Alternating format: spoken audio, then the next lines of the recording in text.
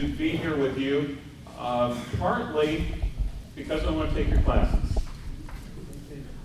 I spent my time in the military, and just like Pastor Solly said, sometimes you get lined up wrong. The first time I went to a shooting range, I was number 16 on the course, and the range master came over the loudspeaker, and he said, "Number 15, please aim your weapon downrange, not at your neighbor's back." Now, you don't have to be a math major to know that I had a pretty good chance of being that neighbor. So I would much rather be in the hands of a professional like you. Ladies and gentlemen, Mr. Craig.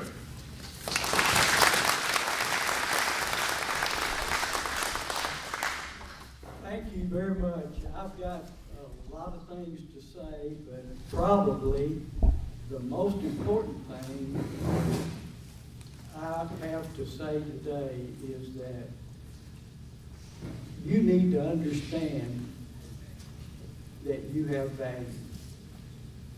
And if you don't understand that, then that's probably the reason why you're in conflict with some of your people. Am I not coming through? Can you speak a little louder? You have to about swallow it.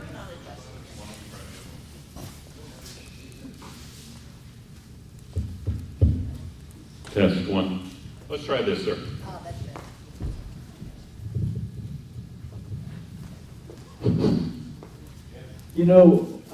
I've been working with people just about all of my life. Wanda and I got married October the 9th, 1953, and so far she has put up with me all of this time. And it's been a great ride. But whenever we come to this point in our lives, a lot of us are still wondering what's going to happen. And I'm wondering what's going to happen, but I do know this. God is in control. And regardless of what we might think, He is going to take care of the things that happen and the things that are beyond our control. He's going to take care of it. I don't know if you have any idea about what I'm fixing to say, but whenever King Saul was at the very zenith of his power, he lost his life. And you know the reason he lost his life? Because he didn't do what God told him to do.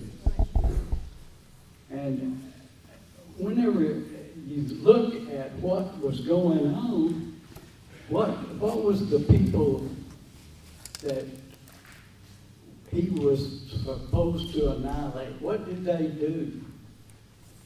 Do you remember that whenever Joshua was leading the people into the promised land, this same nation came around behind and took away those lame and those that were falling behind and some of the children and made them go in a lot further, wouldn't let them come across their land. And God told them that they would pay for that, and they did. And a lot of people think, oh, God wouldn't do anything like that, would He? How would He take care of those that were so young that Saul annihilated? You know how He took care of them? He made angels out of them. And God is going to take care of what's going on in the United States today. He's probably,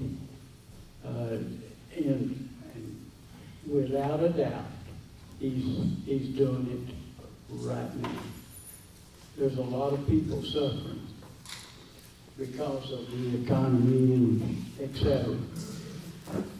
Okay, I'm not going to spend any more time with that except to say that you do have value. There is a lot of ways that we can say that, but it all comes down to one thing. And whenever you say why, then I'm going to say it's because you have the ability, are you listening, to do the right thing. And because we have the ability to do the right thing, God gives us value. And let me tell you, you cannot get rid of that value. There is no way. You cannot make God not love you. You didn't know you was going to get something today. Okay. Let's look for just a minute at the Castle Doctrine, the Castle Law, and what has happened to Texas since 9/1 of 07. 9/1 of 07 is when the Castle Doctrine, Castle Law was incorporated into our 9th chapter of the Penal Code, which is the self-defense part of the Penal Code.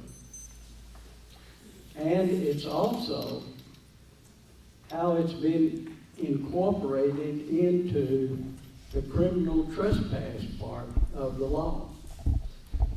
Now, if you remember in the last legislature, the one that closed in 9/1 of 11, there was a parking lot law that went into effect. And Bob, if you'll look on my drive and look at Senate Bill 251, something like that, and put it up on the screen, then let me tell you about I'm looking at the flash drive itself. On the root of the flash drive, there is a Senate Bill 251, SB 251. But let's back up for just a minute. What does it say when you drive into the parking lot of any school, White House, Tyler, Brownsboro? This is a drug-free, gun-free zone, right? Okay. Under the Castle Law, can I carry a gun in my vehicle? Okay, I can carry a gun in my vehicle as long as I pass 4 requirements. These are all can't be requirements. Number 1, I can't be drunk. If you're carrying a gun when you're drunk, it doesn't make any difference whether you have a CHL or not. You're in violation of the law. Number 2, I have to be at least 21 years of age. Has anyone ever loaned their vehicle to their senior in high school and thought, oh my goodness, there's a Beretta 92 FS in the side compartment? Number 3, you must have control of the vehicle. It can't be stolen. Number 4, you can't be a felon. and have that gun in your vehicle. So, with those 4 requirements behind you, and you've got a gun, and here we go. We're going around Luke 3:23. How many school zones are in 1,000 feet of a school? I think, if I counted right, there's at least 4.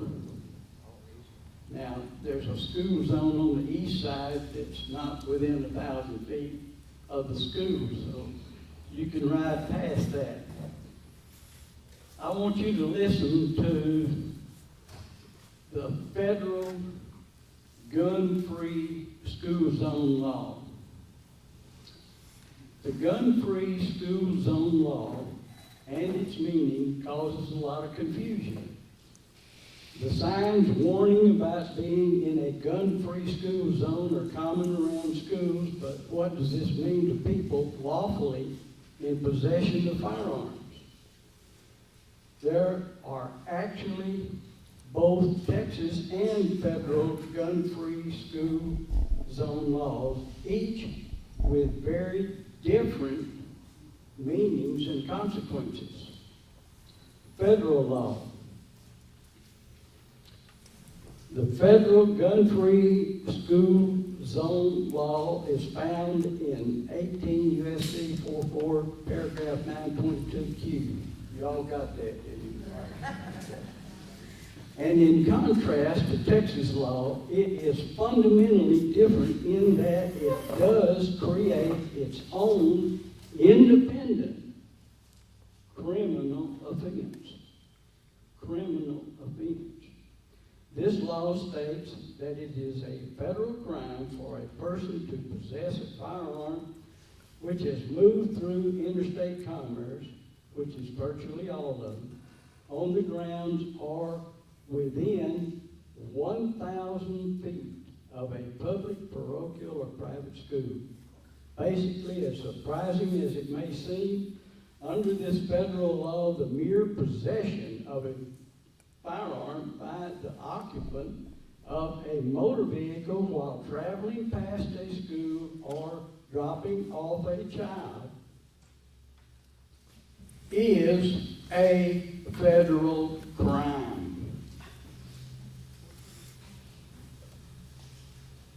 Anybody guilty?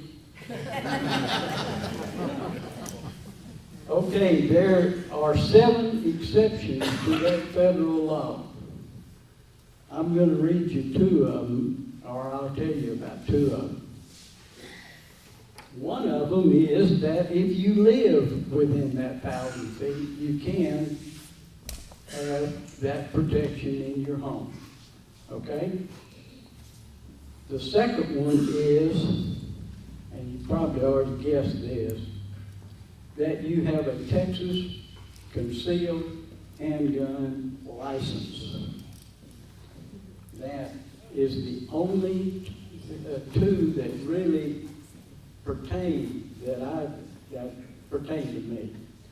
And I want you to understand that there's probably not any of you going to go through a school zone and volunteer to have the police come out and charge you with that federal crime.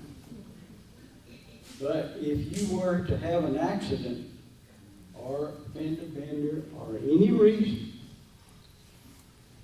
where that might be investigated by law enforcement, you can imagine that you need to really be nice to that guy. Because if he decides to tack on that federal charge, he can do it. And if he does it, then you can probably, I don't know, there may be a bargain lawyer you could find for, $40,000, $50,000. But you don't want to be in that situation. Don't depend on the castle law. And that's not That's just scratching the surface, okay? But I do want to go to, Bob, are you ready? You already got 321 up there. Okay. Now all I gotta do is find it in my paper. But I sure can't read it up there. I have to have my computer open in front of me. I'll cut to the chase, okay? You see the bottom paragraph, can y'all read that? The bill provides immunity, is that where you want us? The bill amends section 411-203 of the Government Code, which addresses the rights of employers to prohibit employees from carrying on the premises of the business, to incorporate the definition of premises provided in Penal Code 46.035F3. And now we're going to turn to page 39 of the laws and statutes that govern everybody, okay? Whether you operating under the castle law or have a CHL.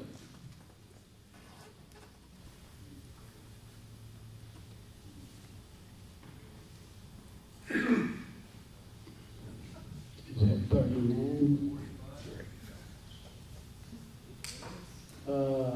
Come on down to, there you are, right there. Do you see the word premises in quotation marks? It's number 3.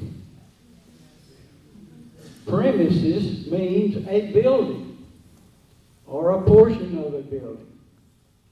The term does not include any public or private driveway, street, sidewalk, walkway, parking lot, parking garage, or other parking area. That incorporates what has always been in the CHL law, so that we could park on the school parking lot. Back in 1996, January the 1st, 96 was the first day that we could carry legally if we had a CHL license. Now I know you're seeing this is where I carry, but it's underneath my trousers when I carry it here. And contrary to what you might think, it's very comfortable. But, I'll let the men decide.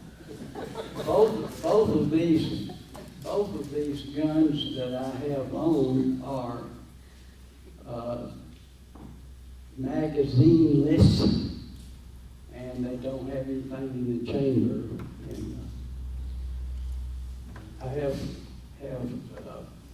that verified. But premises is a word in parentheses here because it has a defined definition.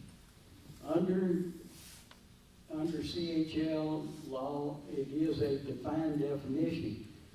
Premises means a lot of things to a lot of people. But this is a definition that has been in place since 1996. But now, it's in place for everybody, okay? Because it has been, as you read in the law, incorporated. And that means that people that would take you away from the parking lot and say, you can't park on my parking lot because you've got a gun in your car. Well, that's not what Texas law says, because Texas law says I can park on anybody's parking lot, even though I don't have a CHL. under the Castle Doctrine. Now, he might, if you're an employee, you might get fired. Well, you got it, you were looking for a job when you got that one anyway. Okay. Now, I'm going to go to page 32 and look at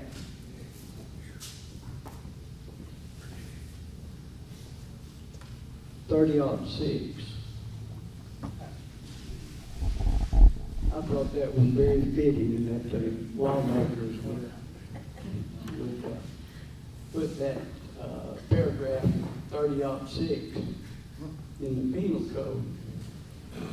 But I want to be very, very specific on what this is saying, because it says trespass by a holder of a license to carry a concealed handgun. Well, it's trespass by anybody in any situation, really. But it has some stipulations, okay? Listen to, or I'm going to read it, and you just hear it and hold your questions, okay? A license holder commits an offense if the license holder carries a handgun under the authority of subchapter 8, chapter 411, government code on property of another without effective consent. Now, put a peg down by that effective consent, okay? And receive notice that entry on the property by a license holder with a concealed handgun was forbidden, or remaining on the property with a concealed handgun was forbidden, and what? Failed to depart. For purposes of this section, the person receives notice if the owner of the property or someone with apparent authority to act for the owner provides notice to the person by oral or written communication. In this section, entry has the meaning assigned by section 30.05. Well, if you go back to 30.05, which is the page previous, and you don't have to go back to that, but what that says is that it has to be the whole body. So you can't just stick your hand through the window and pick up the gun, or you can just stick your hand through the window and pick up the gun, as long as you don't go and put your whole body in the house. Okay, isn't that great?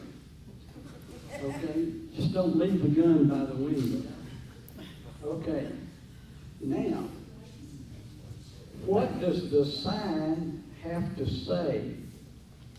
I know you've all seen it, and here it is.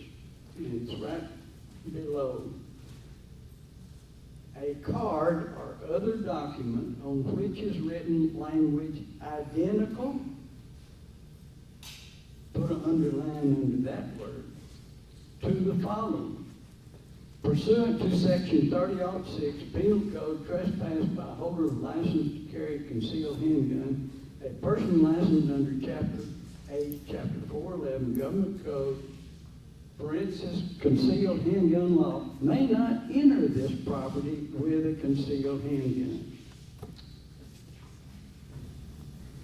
Or a sign posted on the property that includes the language described above. So, have you ever seen that sign? Yeah, you've seen it. Have you ever seen the sign where they've got a gun with a cross through it, and it says the unlicensed, it's unlawful for an unlicensed person to come into this place of business, etc., etc. Well, guess what? It's always been unlawful. That sign means absolutely nothing to a concealed handgun carrier. except that they don't want your handgun in there. So far, I have never been guilty of going into a place where that sign is, and by the way, I've got a handgun. That's a Class A misdemeanor, by the way, for me to brandish my gun. So, I don't do that. Okay. We talked about premises, and since we know about premises, let's go to 46.035 on page 38. And if you can go to 38, page 38, Bob.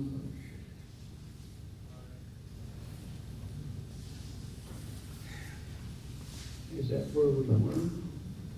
Yeah. We just skipped down to premises, which is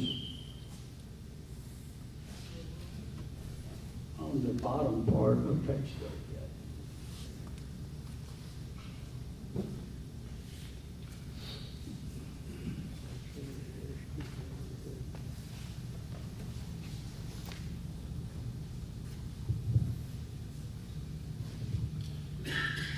I'll tell you what, let's just go to the 9th chapter of the Penal Code, self-defense,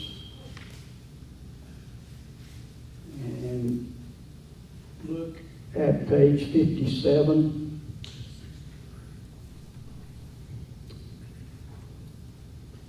By the way, the 9th chapter of the Penal Code is written to everybody.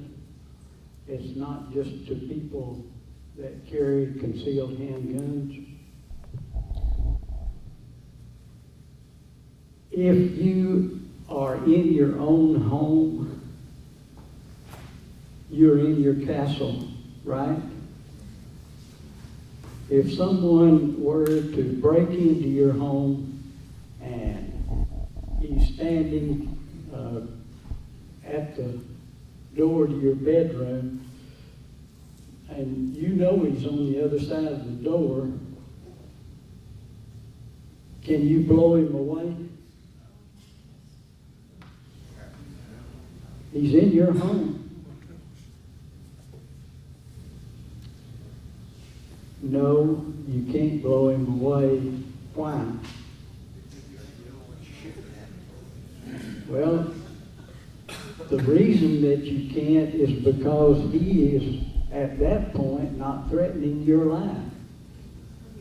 And if you do blow him away, you're probably going to be charged with second-degree manslaughter. Not if he doesn't live to talk. Well, absolutely. And, which is a very good point. I mean, I know that Wanda and I have a 12-gauge shotgun sitting beside our bed, okay? And it's got a spent round in the chamber, a spent round in the chamber. And when I jack that spent round off, it's going to hit that hardwood floor hard enough that he's going to hear it rattle around a little bit. He's also going to hear that gun. Let me tell you, that is a bad sound. According to the DPS, it's probably one of the best deterrents that you can have. And whenever that next round comes in, can I shoot him when I jack a live round in? And by the way, he doesn't know whether there's a stick in that thing, or he doesn't know how many rounds I've got left in the chamber after I jack that out. Can I take his life at that point?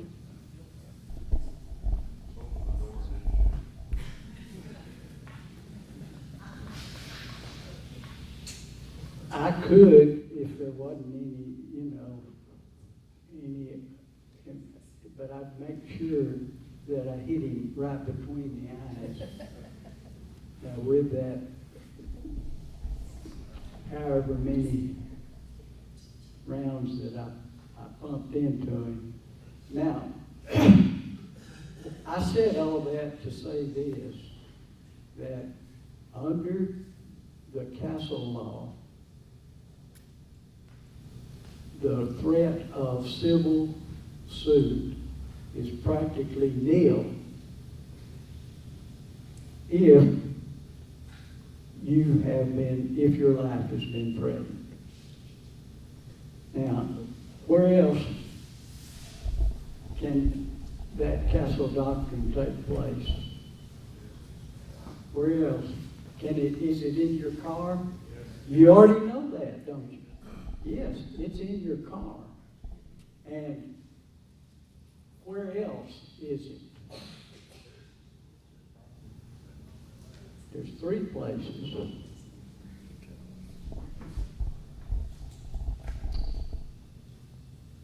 Your place of employment. The Castle law covers you. Now, I just retired from TxDOT, and I didn't always have a handgun in the office with me. In fact, the few times that I did, I certainly didn't tell anybody. It was just because I forgot to remove it. But I always had something that I could protect myself with.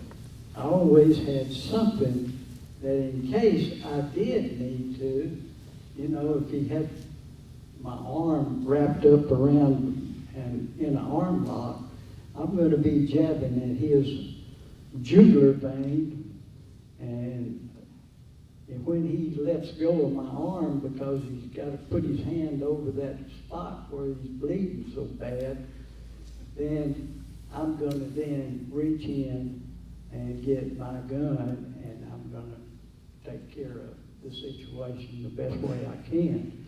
But whenever we understand that we have to have a threat before we can act, then that's when the Castle law takes place. And let's look at 9.04, threats as justifiable force.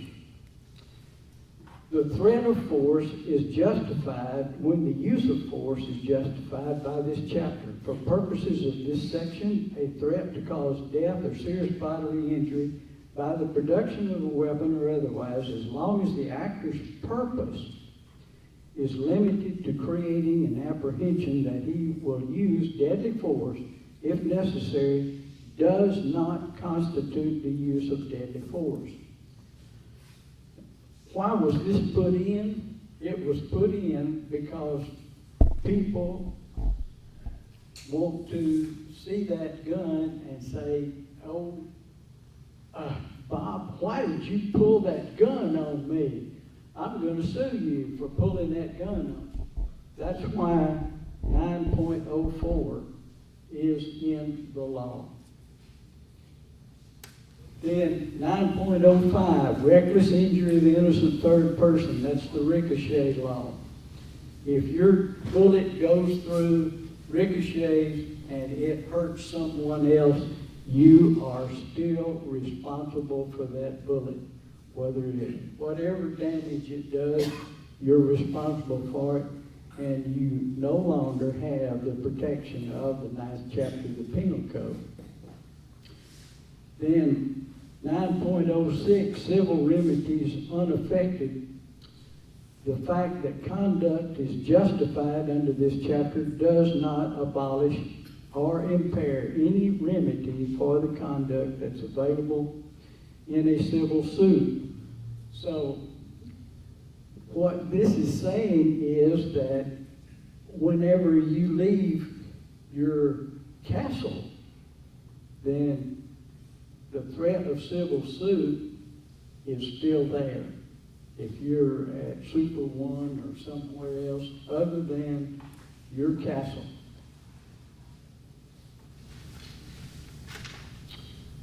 Necessity, top of page 58. Conduct is justified if the actor really believes that the conduct is immediately necessary to avoid imminent harm. Who decides? The desirability and urgency of avoiding the harm clearly outweigh, according to ordinary standards of reasonableness, the harm sought to be prevented by the law prescribing the conduct. And number 3, a legislative purpose to exclude the justification claimed for the conduct does not otherwise plainly appear. That would be like the ricochet law. There's no protection. Now, self-defense, 9.31. This is the very heart and soul, okay, of the concealed handgun law for us and for anyone. We have always, underlined always, well, since 1936, okay, had the right to defend ourselves in Texas. Great. Not every state, but in Texas, we have the right to defend ourselves, except as provided in subsection B. A person is justified in using force against another when, to the degree the actor really believes the force is immediately necessary to protect the actor against the other's use or attempted use of unlawful force. The actor's belief that the force was immediately necessary, as described by subsection, is presumed to be reasonable if the actor, number 1, knew or had reason to believe that the person against whom the force was used, A, unlawfully and with force, entered or was attempting to enter unlawfully and with force the actor's occupied habitation, comma, vehicle, comma, or place of business or employment. There's your 3 places. Okay? B, unlawfully and with force removed or was attempting to remove unlawfully and with force the actor from the actor's habitation, comma, vehicle, comma, or place of business or employment. So not only can he not attack you in your castle, but he can't attempt to drag you out of your car or your place of business or employment. C, was committing or attempting to commit aggravated kidnapping, murder, sexual assault, aggravated sexual assault, robbery, or aggravated robbery. And look at number 2 right below. You did not provoke the person against whom the force was used. You can't provoke somebody into attempting to shoot you and then shoot them. Okay, let's don't do that.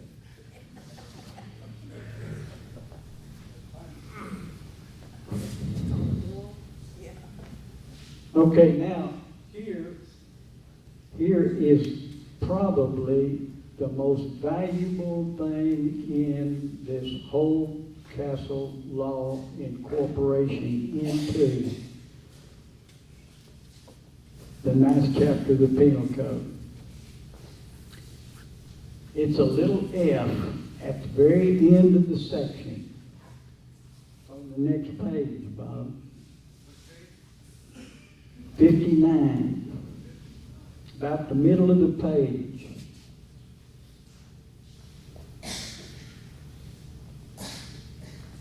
For purposes of subsection A, in determining whether the actor described by subsection E really believed that the use of force was necessary, a finder of fact, who's that? that's the law enforcement that might be investigating, may not consider whether the actor failed to retrieve. That is golden, okay? It wasn't there till the Castle Doctrine came about. The DPS has this book, by the way, on their website. It's CHL 16. Download it.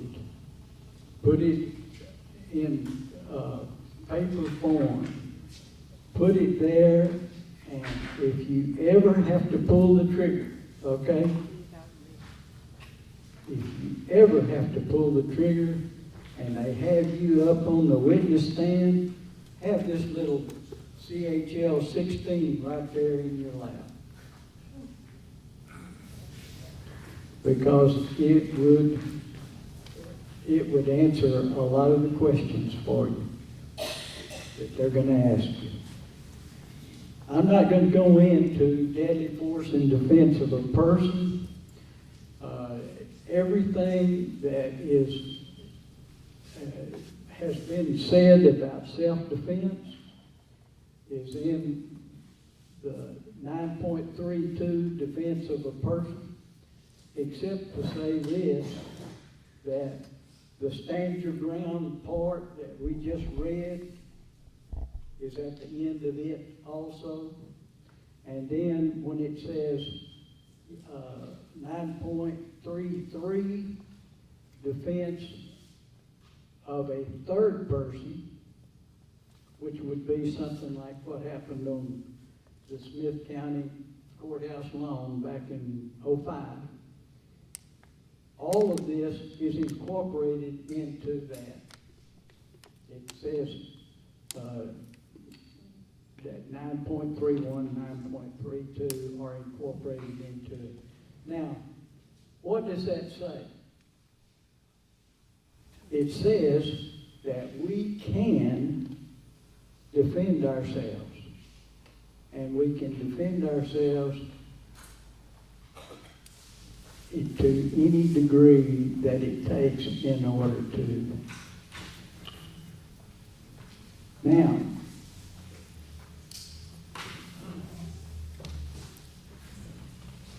we came here to talk about personal safety, and I wanted to close this out by talking about personal safety, and I'm not sure if you got a copy of the handout.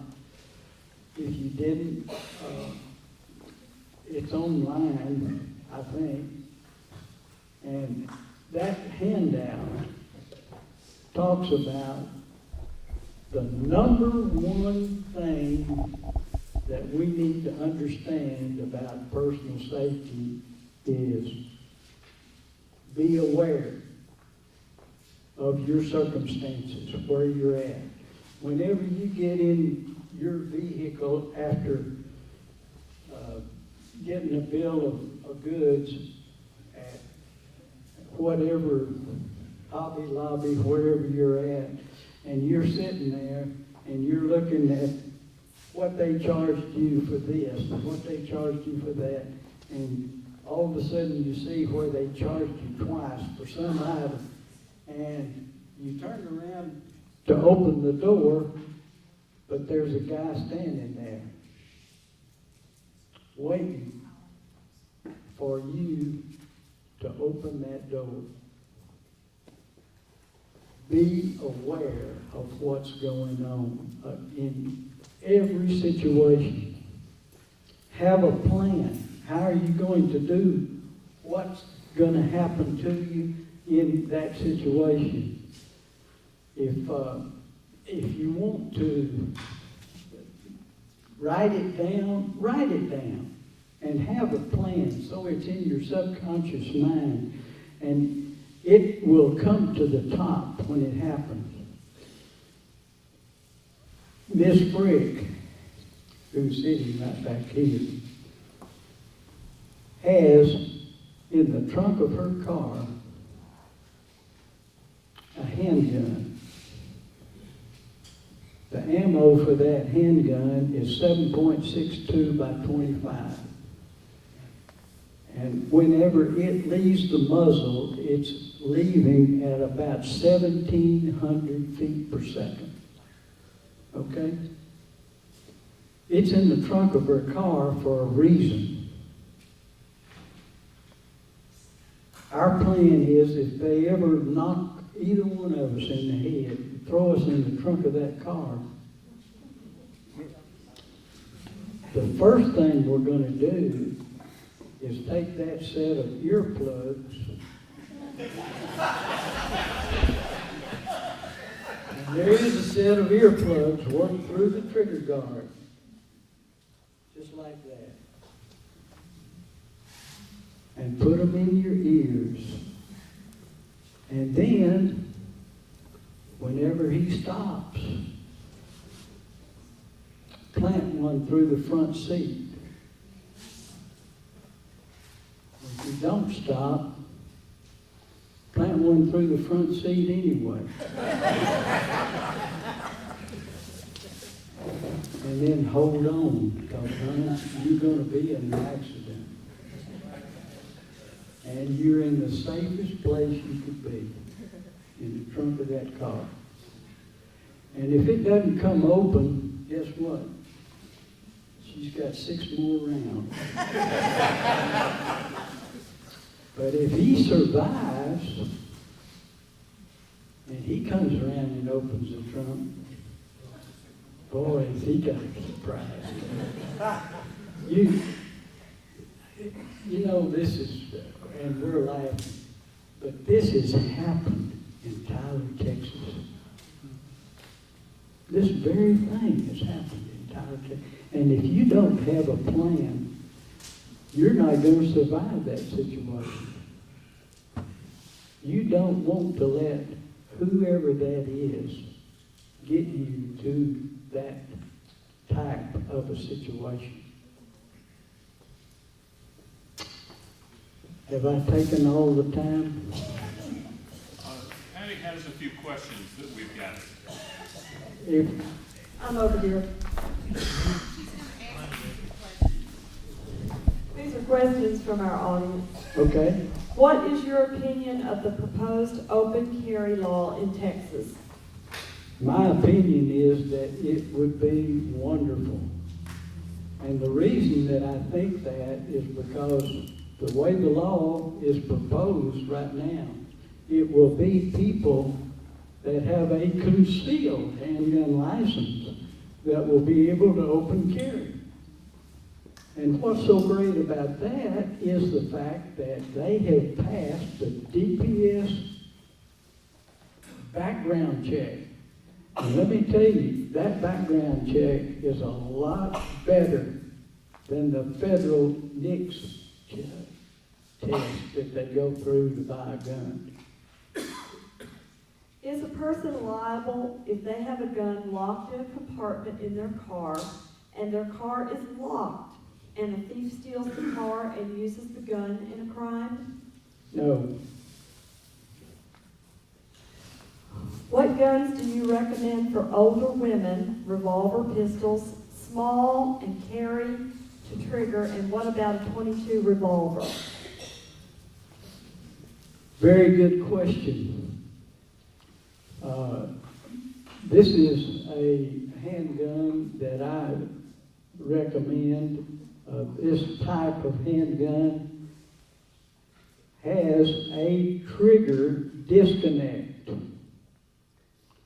That is that if the gun is, if somebody tries to take it away from you and you can manage to push the magazine release button and it detents 1/8 of an inch, then the trigger is disconnected as it is right now.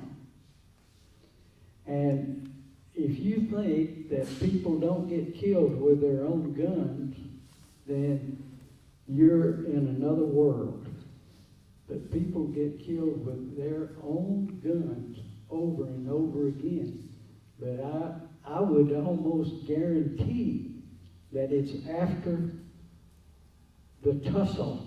It's after that they've had to try to keep that muzzle pointed away from them, because if a gun is taken away from you, you're going to be scratching and clawing and doing everything you can do to keep that muzzle pointed away from you. And if you can manage to push that button, he can hit you with it, but you might survive that.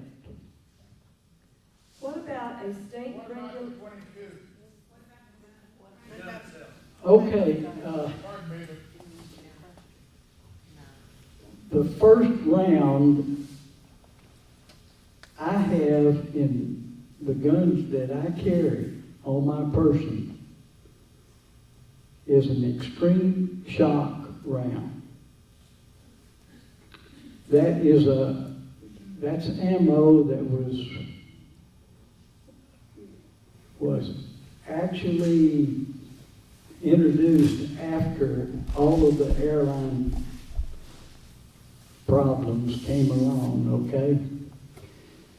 What that does for airline pilots, it gives them the ability to fire a deadly round inside of an airplane without it hurting the fuselage.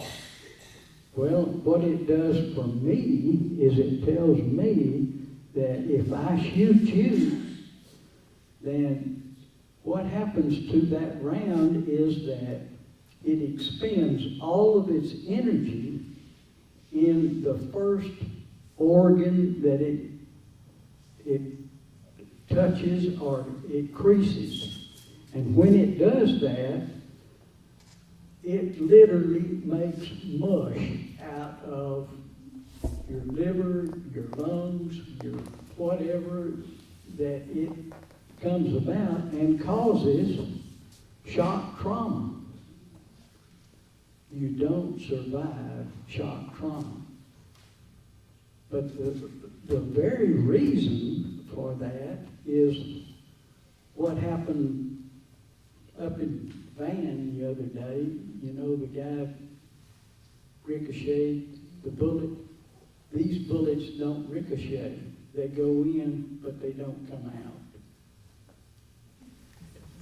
And they're made in 22 rounds also.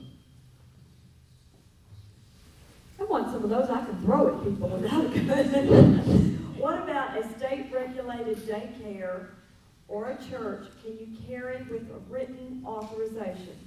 Absolutely. Are permits listed with the state like driver's license and hunting licenses? And if so, what would stop the federal government from basically taking the list and confiscating your weapons?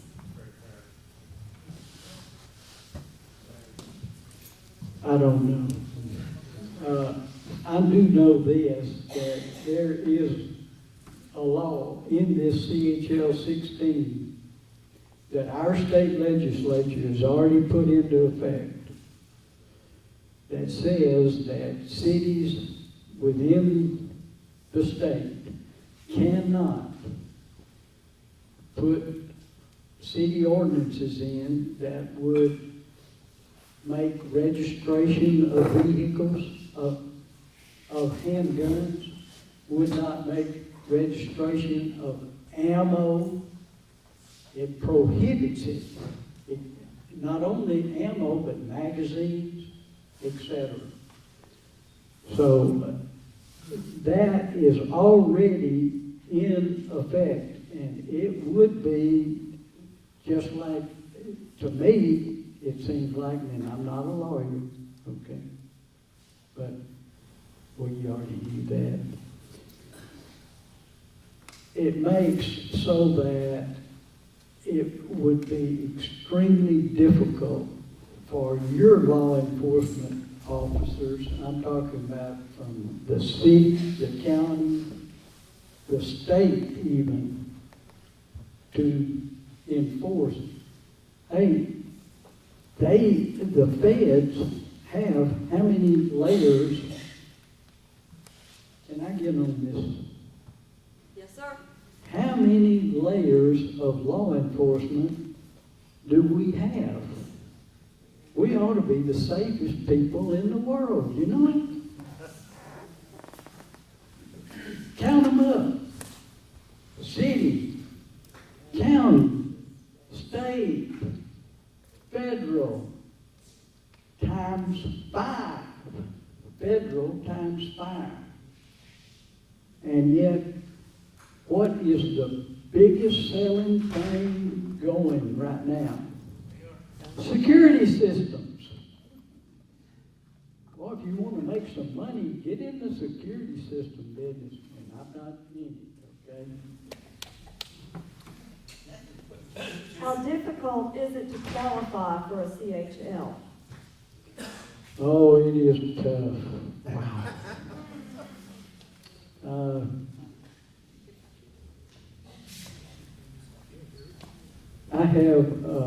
I'm thinking about this guy that I know real well, I'm not going to call his name, macular degeneration. Just barely can see that there is a target down here. But he qualified. Can we be held liable if we don't have a gun safe and our handgun is stolen? I'm not a lawyer. I couldn't help you with that. Could we be liable if our handgun is stolen? I don't think so. I really don't think so, because I could take this gun and I could sell it to Bob, and he could sell it to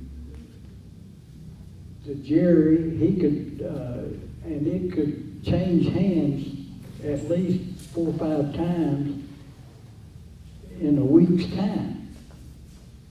So how could it be traced back to me? It'd be virtually impossible. Is there any way a convicted felon can get his or her right to own a handgun restored?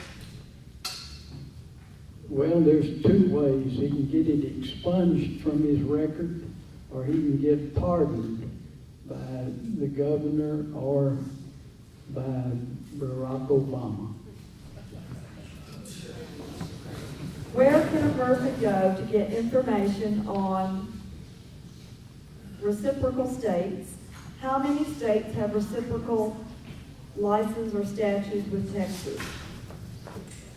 Okay, the reciprocity agreements are all on the DPS website.